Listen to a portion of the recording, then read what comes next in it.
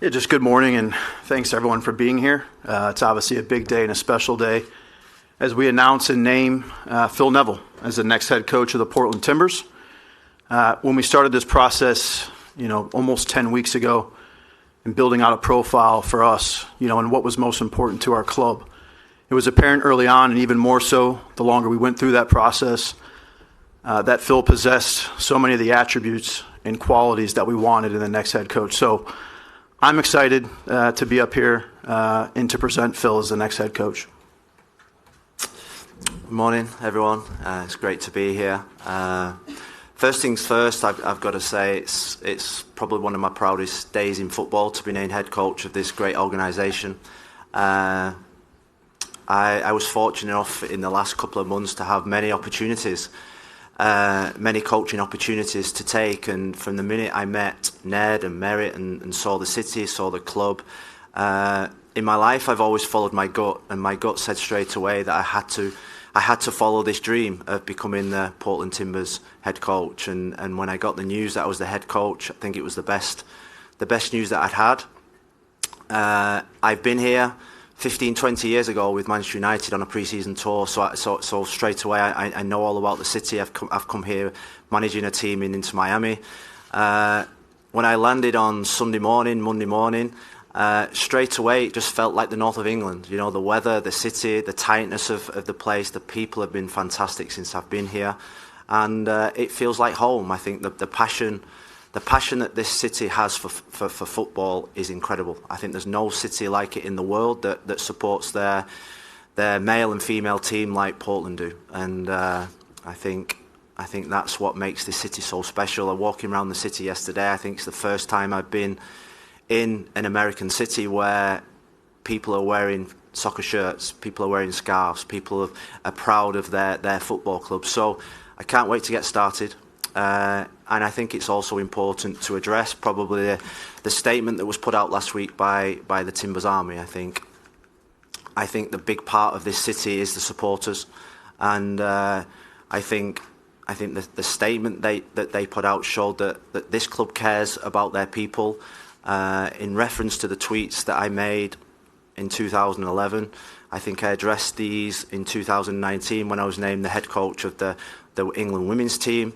They're by no means a reflection of me as a person, as my character, and without a shadow of a doubt the way that I was brought up by my mother and father in terms of the values that they instilled in me. The tweets that I put out was wrong in 2011, and they're wrong today. So I want to get to know the Timbers Army. I want to get to know everybody in the city. I want them to get to know me as a person, as a character, and I want to make sure that there's an incredible trust between us. And the main thing is that I think we have a common goal, and that's we want to be successful and we want to win.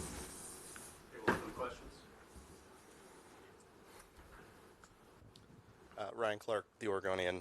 Phil, welcome to Portland. Thank you, Ryan. Just, on that last subject that you touched on, you've said that you want to meet with the Timbers Army, have those conversations with them. Given what fans have been through with, the mistakes this club has made in the past with regard to issues of domestic violence, of, treating women the right way, I'm wondering, how will you approach that meeting with them in that conversation? Well, I think it's definitely something that I want to do, and something I want to do straight away. I think the supporters of this football club, when it was announced yesterday that the hundreds and hundreds of messages that I received was from people telling me how fantastic not just the city is, but this set of supporters. I've been here as a coach in an opposition team, and the intensity, their passion, their commitment is, I think, unrivaled in any team in the MLS, any team in America. So I want to meet them. I want them to meet me. I want them to understand me. I want them to get to know me as a person, as a character. I was brought up. I think I was brought up the right way with strong values by my mum and dad, and I think I've lived my life in a certain way and in a good way. And like I say, the reference to the tweets still to this day are totally wrong. And I think if anyone's offended by them, I'd like to meet those people. I want them to get to know me. and I stand my character up against anyone or anything. Thank you. Ned, to what extent was what you anticipated the fans' reaction to Ned's past tweets and those comments taken into consideration with the hire? And what due diligence did you do to ensure that those tweets were not a reflection of his character? Yeah, the tweets were, we were aware of the tweets early on in the process. And I think at that time, the decision was, do I rush to judge someone in their entirety based on that tweet? Or do we continue to try to go down a process, get to know that person a lot better through conversations, speak to a lot of different people throughout the game at a lot of different levels? I think that the most intriguing thing when we looked at Phil as well was just how diverse his coaching background was. He's been an assistant coach at some of the top levels. He's been in a World Cup, with the English women's national team. He's also coached MLS, which was important for us as well. So I think the longer that we went through the process, the more that we got to know Phil, the more people that we spoke to, as I said, and I think he's probably answered multiple times as well, it's just not indicative of his character. And I'll stand by Phil's character. I think he's a person of high values as well. And I know from the work that's gone in for myself, along with a lot of other tremendous people in this club, never would I want to jeopardize the work that we've done as a club over the last year or so, in terms of putting real change in place and the people that I'm working with on a daily basis as well. So to what extent, did I think potentially, there would be people that are upset? Certainly, I think we knew we'd have to answer questions. Ultimately, you make a decision, you have to own it and have conviction and belief in it. I do. I also think it's important to have some of those conversations and discussions.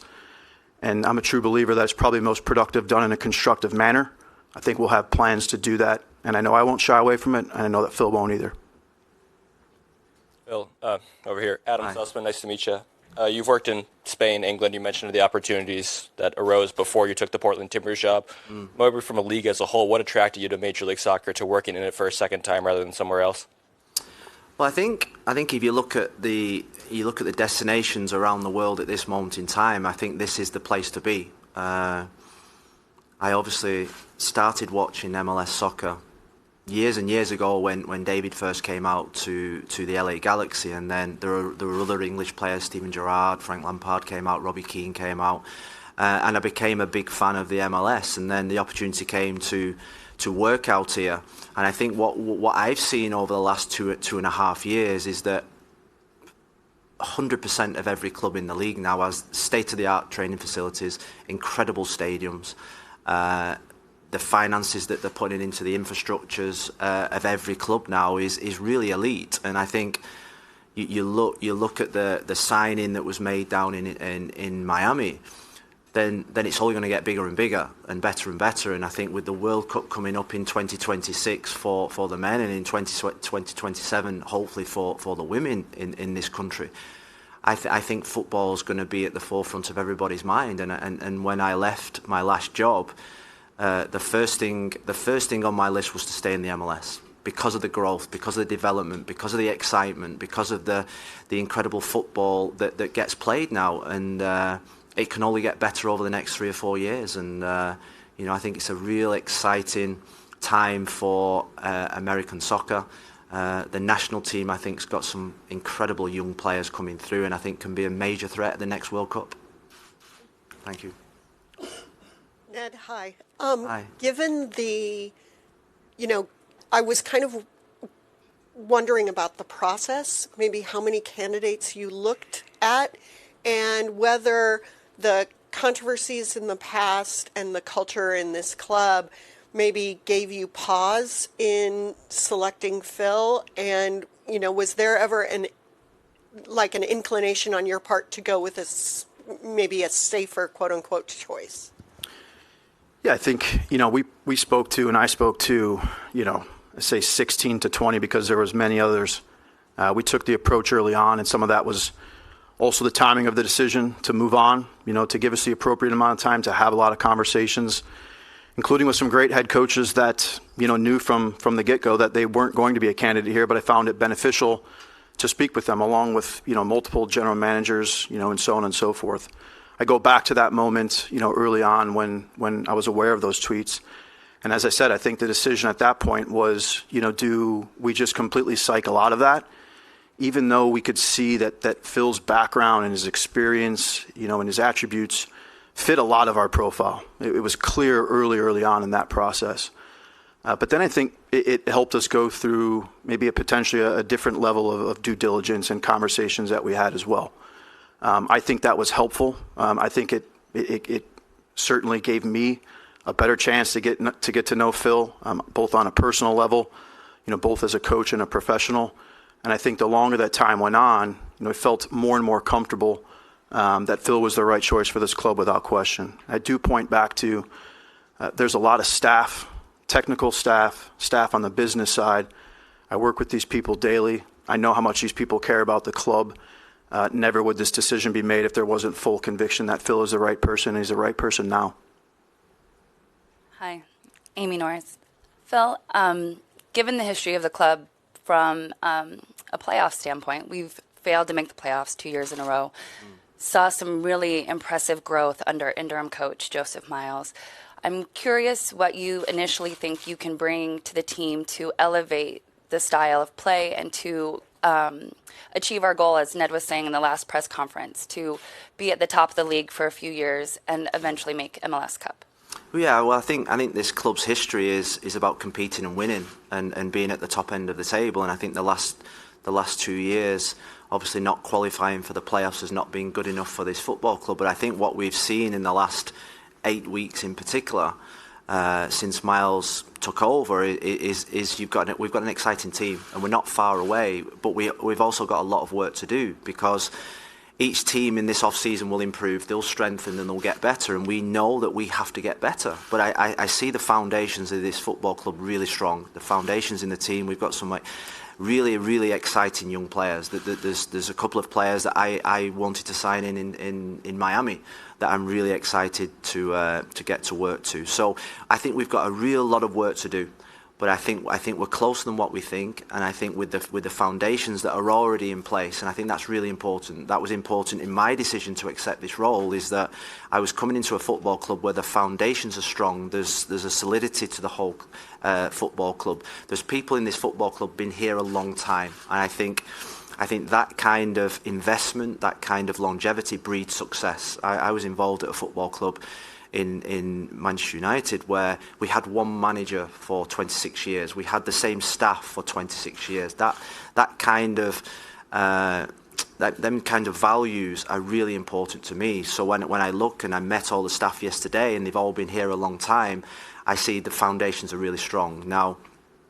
Now, if you're saying what do I want to do here, 1,000% I want to win. When I first met Ned and when I first met Merritt, the questions I wanted to hear from them, or the answers I wanted to hear from them, is that they wanted to win as well, which means that we're all on the same page, we're all heading in the same direction, and we know in football you've got to work really hard at that. And I just can't wait to get going in January, to meet the players, and to get this club up to the top of the league where I feel it belongs. Thanks for the time, Phil. And to the field, and with that analysis. Okay. Looking at the roster and looking at the team before taking over the job, how is that process for you? How many games do you watch? You watch highlights, someone analyzes it for you, and you get together and think through it, and then coming to preseason and the idea of you building your own the system, the game model is something that you bring to the club. The club has a game model for you that you want to play around. The players dictate what you're going to do. What is that kind of analysis for you? Yeah, well, I think when you work in the Eastern Conference, it's really difficult to watch the Western Conference games. So I think since I left the last job, I became obsessed with watching all the Western Conference. As a coach, you want an encyclopedia of players and systems and coaches and stadiums that you don't get to see when you're in the Eastern Conference, apart from playing 7 teams from the opposite conference during the year. So I've watched every one of Portland's games since I left my role. I've studied it. I've seen the system. I've seen home and away form. I've seen the way that players work. I know a lot about everybody in the building, because I think as a coach, you have to do your due diligence when you're choosing your next role. And like I say, I had a number of options. I wanted to choose a club that would give me the best chance of being successful, and I think that was the most important thing. And what I saw from the work that Miles and the staff had done in the 8 games, in the couple of months that they had the team, is that we've got the foundations of a really, really good team.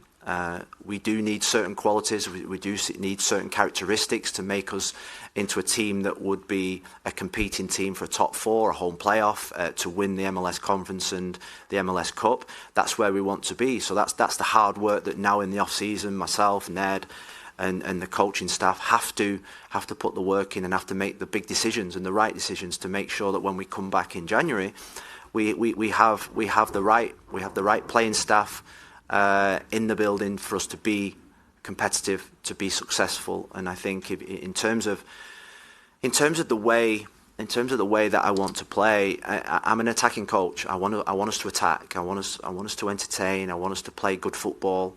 And I always think to myself, when the supporters come and see a team, you want to see an identity, and an identity is really important to me as a coach. And I think when the season starts, I think the supporters will see a clear identity of where we want to take this team. And like I say, I think it's not ripping up what's gone in the past, because the foundations have been really strong. I think it's tweaks here and there, and adding another layer on top of what I believe will help us be successful. Phil, you alluded to your time under Sir Alex Ferguson. I'm sure he's had a major influence on your career, but other than him, who are some of the coaches around the world's game that you've kind of taken influence from and that have made you the coach you are today? Well, I think Sir Alex is probably the number one. I worked with David Moyes for 8 years, 9 years at Everton, and then a year at Manchester United, and he probably had an even bigger influence on me in terms of coaching. Sir Alex was more life, more about how you behave in life, how strong your values are, what's expected of you every day. Where David Moyes taught me probably the intricacies of coaching and the detail that's needed to coach. I study every coach in the world. I think you can take bits from every single one of them. From a very early age, Bielsa was someone that I really loved. I loved his intensity. I remember we played Atletico Bilbao. He was the Bilbao manager, and on the day of the game, they trained for 2 hours on the day of the game and then beat us at night. I think it was 4-2. And you think about sports science nowadays, they don't let you to train 2 hours 3 days before a game, where he had his players out on the day of the game training for 2 hours. And from that moment onwards, I thought that's something special, So there's many coaches around the world that I've taken, bits from, but ultimately it's, I'm my own person. I've got my own philosophy. I've got my own values. I've got my own character, and I want that to shine through.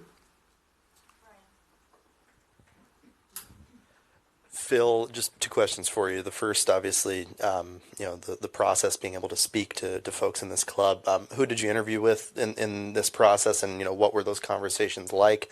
And secondly, filling out your staff. Obviously, there's a couple guys sitting in the back of this room who people have talked about as potential assistants. I'm wondering, where things stand there. They will be my assistants. I think I'll answer your second question first. Is that when I'm probably quite unique in the terms of I don't travel with an entourage of people. I've had experiences of being dropped into clubs where there's been entourages of people with a manager, and I didn't like it. I think it creates a little bit of a breakaway. I look at clubs and I look at staffs and think about the qualities that are in the building, and I think what I am really lucky at in this football club.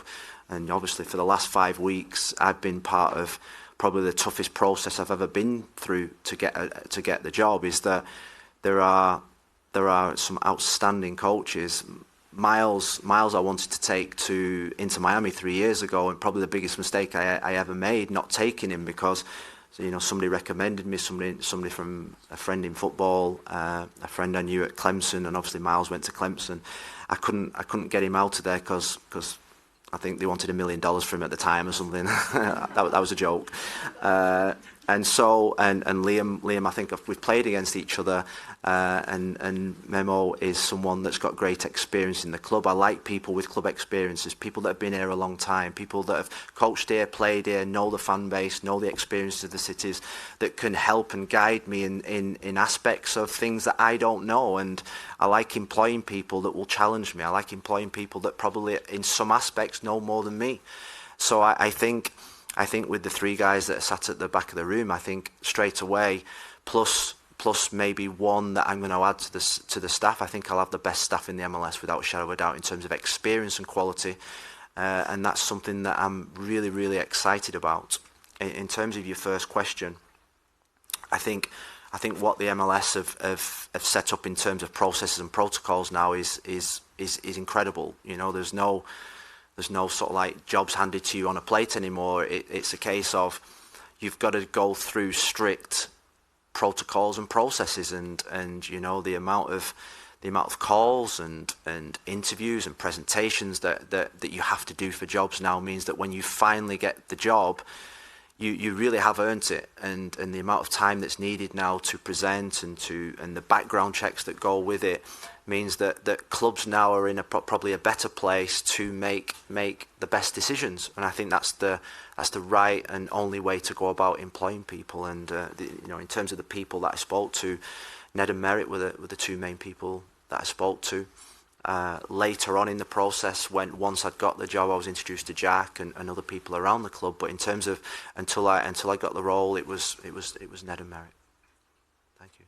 Phil, given your analysis of the team so far, what does this team need in the off season? That's a great question. What would be on your wish list, so to speak? Don't get them too excited, please. It's my moment now, isn't it? 3 DPs and 320. No, look, I think when you look at the team, when I've assessed the team, and obviously I've had conversations with the guys back there, is that I think in terms of technical ability and ability, I think we've got a really good team. I think the one thing this league, I think to win in this league, there's certain characteristics that you need in a winning team. Experience is one, characters, personalities, leadership. I think Ned spoke about leadership probably in the other 3 or 4 press conferences that I've seen Ned do. I think leadership is a big thing. And I think this is the toughest league in the world to win. I firmly believe that. Why? Because every single team has a chance of winning it, and it's not like that in other leagues around the world. There is a real equality to this league where the Colorado finished at the bottom this year could easily qualify and finish near the top next year. It's that kind of league. So I think there are certain qualities that most successful teams have in this league, and I'd say that the biggest one, I think you need your DPs to produce. I think you look at the best teams, their DPs win them games of football. So I think with the foundations that we've got and the trades and the acquisitions that we'll make means that that the DPs are the biggest ones for me. I think in my last job I went through a period where I didn't have a DP for a period of time in the whole team, and every single game that we tended to lose, it was a DP that scored against us, and that was in my first 3 months in the job. So very quickly I learned that you've got to have the best DPs, and we've got some outstanding DPs already at this football club, and we want to add on top of that. Ned, you said you did your due diligence with this hire that this club did. The last 24 hours obviously there's been some difficult comments on social media from the fan base. What has it been like just for you to watch that? Yeah, I thought it was unfortunate in some ways, but at the same time, I think you can't be quick to react, and sometimes you have to digest, what you see and hear. I know for me, a little over 8 years ago, the biggest intrigue in terms of coming to this club, when you think about the Portland Timbers, the first thing you think about are the fans and the supporters and the atmosphere that we have at this club. It's second to none. It doesn't exist anywhere else. And part of what makes them incredible is they're passionate. They're incredibly engaged, and they have a commitment to standards both on the field and off the field. And I think that helps drive the club as well. And so I think that there's difficult times, there's difficult moments. You know, I think sometimes maybe as a society we're too quick to rush at times to outrage. And like I said, I think it's really important that we have that time with the fans, with the people that want to be in front of Phil and myself, want to have a better understanding. I think it's important to do that. I think there's a right setting to do that, and I know Phil's eager to do that. So am I. Phil, a couple more. Back to the game and the field. How much of what we saw at Inter Miami is Phil's style of play, model of games, and how much was dictated by the team that you found there, the circumstances? And attached with that one, you understand that you said it before. You want to be, you want to win, right? You want to be successful.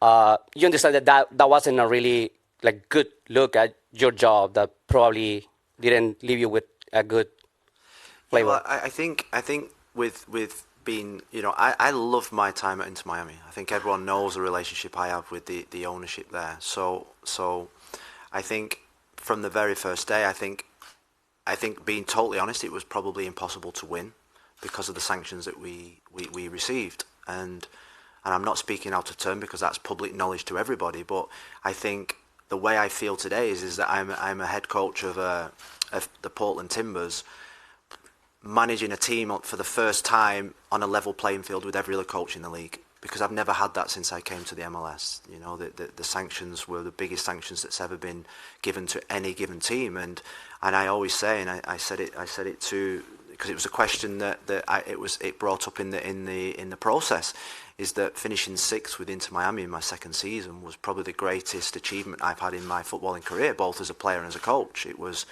We had sanctions. We changed around 19 players. We had one DP who, for half the season, didn't want to be there, and then wanted to be there and became an inspirational figure. So I'd say that when people look at the Inter Miami experience, it was one of the toughest but the best experiences of my managerial coaching career, because of the challenges that were thrown in front of me from day one. And I didn't know that before I went into the job, but I was so positive about the job, and I knew I could be a success. So I'm now on a level playing field with every other coach in the MLS, and now's the time to judge me, you know, because of the fact that we're all level. Yeah. Last one. You mentioned before, if I get it right, that your time in Spain and your experiences gave you enough Spanish to communicate with the Spanish players around and the team. Yeah. Are you willing to take one in Spanish? Sorry? One question. Are you willing to take one question? That's a big ask, but should we try? Yeah. I mean, if you want to, that's why I'm asking. What about in my next press conference? It's up to you. The one thing I'd say about the my Spanish is really good away from the cameras, and no, and I was at Valencia for 1 year, and me, my wife, my son, my daughter, we had lessons every single day, and we all became fluent in Spanish.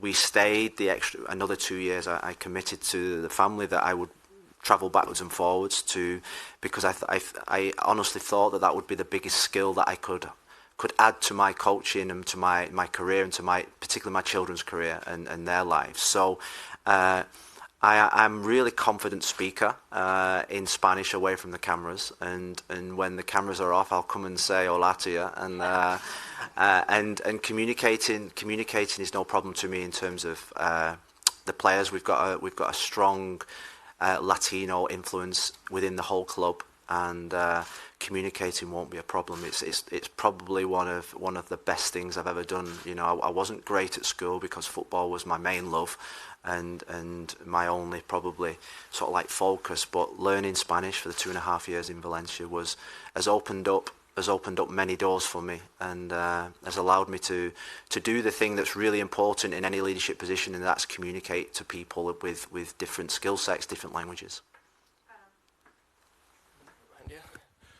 Phil, with the squad kind of scattered really all over the globe right now, how does communication work with them as a group and individually? Are you reaching out to them? Is there specific players that you've gone to first? Have you been in contact with any Timbers players thus far? No, I got a text from Zach McGraw on Sunday asking me if I was at the Thorns game, and I was 30,000 feet up in the air on a Delta flight from Miami. So I'm hoping to meet the majority of players either today, tomorrow, or Thursday that are in market, that are in Portland. If not, we will be communicating with them, every single one of them, because I think every single one of them are important. From number 1 on the roster to number 31 on the roster, plus the MLS 2 players, I think are important. I want to touch base with absolutely everybody. I want to start connecting with them, getting to know them, getting to understand them as people first, and that process starts ASAP. Ned, just sort of following up on the previous press conference that you had heading into this offseason, any further updates sort of on the status of players that have options like Sebastian Blanco or others maybe that are potentially departing the club? No updates there, but I do think we're in position over the next week or two where it will be very clear in terms of those options, not just with Sebastian Blanco, but on some other players as well. We've had a chance in just a short amount of time as well of Phil being here and in conversations in previous weeks as well in terms of how we want to reshape that roster, where some of the changes need to come and where some space can be added up as well.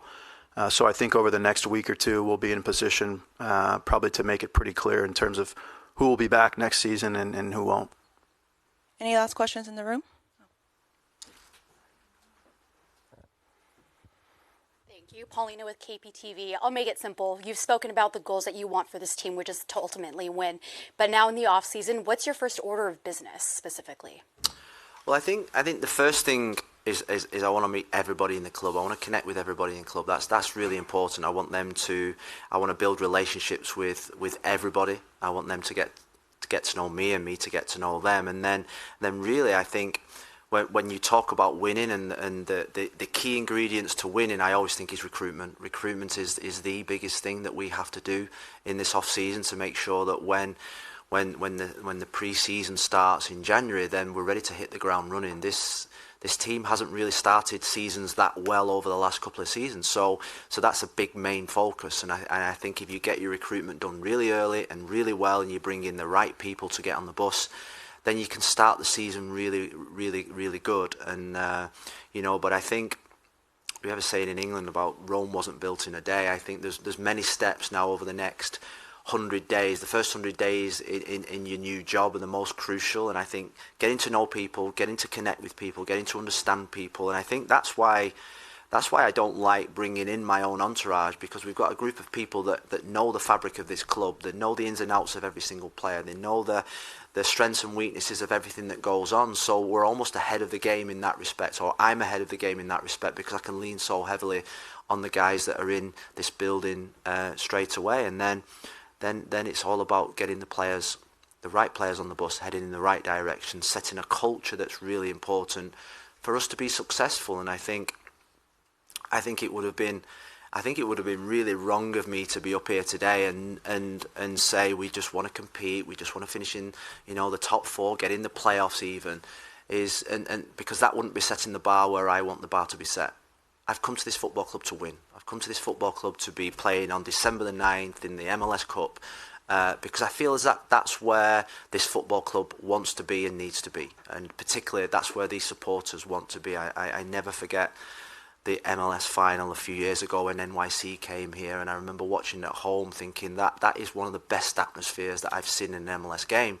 Now that's what I want, that's what I dream of, that's my aspiration, that's my vision, that's why I accepted this role, is because that's where I want to take this club. And I'm not going to do that on my own. We're going to need everybody together, fighting in the same direction, creating a culture and spirit that this city has. Never mind this football club. You look at the game on Sunday, and sorry for rambling on, but the game on Sunday, the Thorns played, was breathtaking. The turnout from the supporters was breathtaking. It just doesn't happen in any other city. I played for the biggest club in the world, and they get 3,000 people watching their women's game, and they've got a reach of millions and millions and billions of people. This city is something really special, and I think we need to bring something special to the city in terms of what they see on the pitch. And the season can't start quick enough. That was a long answer, I know, but we got there. All right, we'll move to questions online. Okay, we'll start off with Tom Bogert of The Athletic. Guys, Ned and Phil, thanks for taking the time. I have a question for each of you. I know that you've kind of touched kind of broad strokes on both of these, but, Phil, in doing your analysis of the squad, a marquee player like Evander sticks out. So I wanted to see if you had, I guess, any early plans on how to maximize Evander in his second season. And Ned, I know you've touched on it a little bit in general, but what are kind of the key points that you're looking to add to the group this offseason? Thanks, guys. Well, I mean, Santi Moreno and Evander was the first player that I ever spoke to when I was manager of Inter Miami. I wanted to sign him as a deep league player in Inter Miami. It didn't happen. Santi Moreno was a player that I wanted to sign in Inter Miami, and it didn't happen. So I think what we've seen, what I've seen, particularly over the last 2 months since Miles has been in charge, I think Evander is a special player. I think he's got the ability, the qualities. When you look at number 10s in this league, number 10 is a special position in this league, and you look at Acosta, Mukhtar, Carlos Gil, they for me are probably the best number 10s in the league, and I think Evander this season can get up to that level, and that level in terms of his play has probably been there, but you're talking about goals, assists, winning games, winning competitions, winning trophies for this football club, and I've got real high expectations for Evander. I know his qualities. I've seen him an awful lot. I've scouted him an awful lot prior to him coming to the MLS, and I think next season's, particularly speaking to the guys yesterday, how excited they are about how he comes back for the pre-season, and how incredibly highly motivated he is to become one of those MVPs in the league. Hey, Tom. I'll answer your question now. I think for us, a big focus going into this offseason would start out with the potential looking at how to add an additional DP attacking player. And the question around that would be, is that best used at center forward? Is that best used in a wide position? But trying to find another player that can be goal dangerous and help unlock the game for us. It will be a main priority for us. And then I think as well, just in terms of how do we potentially strengthen the back line. That could come through starting level quality, but also potential depth added in some different positions. And I think as much as we'll focus on, the type of player, the level of talent, all those things, it's really, really important, as Phil alluded to earlier, just in terms of the characteristics, the personality of the player. It's really important that we get a few players in that bring some of the leadership qualities, some of the experience that hardens players in a way in this league, that can be leaned on, and the rest of the group, can also rally around. So we've also got, in my opinion, we've got a number of players that have been here for years and have proven that they're good enough in MLS and they're capable of helping us win games. But we may also have some difficult decisions in terms of having to move on from a player or two in order to bring in that different type of player that we might be looking for. All right, next we'll go to Sam Spiller of Stumptown Footy. Thanks, guys. Coach, welcome to Portland. First question for you. You've referenced the past tweets. You've said that they were wrong then, they were wrong now. I'm curious to hear maybe what you've learned since then, since they were wrong, and kind of from then till now, kind of what you've learned and kind of what you've done to kind of help educate yourself kind of around, from those tweets until now. Thanks. Yeah, well, I think I was manager of the England women's national team for three and a bit years. The most incredible experience that I've had in football, really, in terms of learning about the obstacles, the challenges that females have in their lives, not just in sport. I was probably a little bit ignorant towards that until I worked in the women's team. I won their trust. I developed as a person. I developed as a coach more than I've ever done by coaching and being around those incredible athletes. And I think if anybody sort of like, you want to speak to anyone in terms of a character reference, please speak to those people that I work within the Lioness game, because that experience changed my life, and it changed my life in terms of not just my coaching experience, because coaching is coaching, but in terms of it developed me more as a person, my character, my understanding, and it was so good. And I always say that was probably the best learning life experience I've ever had, spending 3 years on the most incredible journey, going to World Cups and tournaments with a group of female athletes that will always have the most special and biggest place in my heart.